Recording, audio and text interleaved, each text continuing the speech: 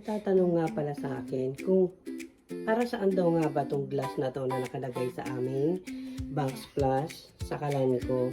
Made of tempered glass din yan. So, pinagawa ko sa pagawaan ng salamin. Kasi nga, dati, ang nakalagay dyan ay peel and stick wallpaper. So, para maprotektahan ko yung peel and stick pag nagluto ako, naisip ko na magpagawa nga ng ganito, ng tempered glass. Ayan, meron siyang footed na dalawa. Then, meron siya dito nakalagay na para hindi siya kikibo.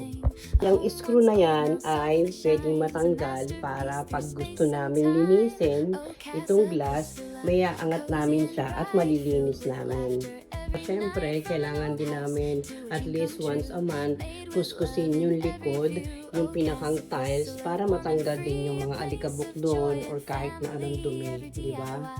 Actually, nagka-idea nga ako ng ganyan dahil nga peel and stick yung Box Plus ko noon. So, iniisip ko baka pag nagluto ako masunog.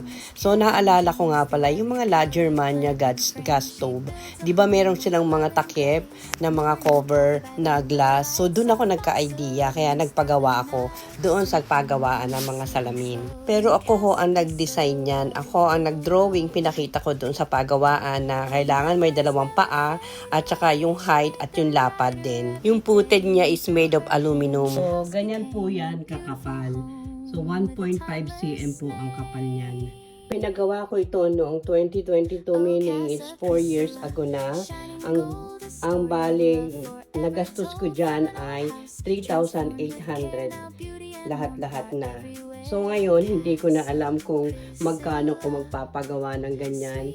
Nakakatuwa nga kasi yung mismong may-ari ng pinagpagawaan ko niyang tempered glass na yan, pati din siya naggawa na din sa kanyang kitchen kasi nga daw yung idea ko is maganda nga naman dahil hindi magkakadumi yung Box Plus ng kanilang kalan. And at the same time, madali pa siyang linisin. So thank you for watching. Follow for more. Like, comment, and share. Bye-bye!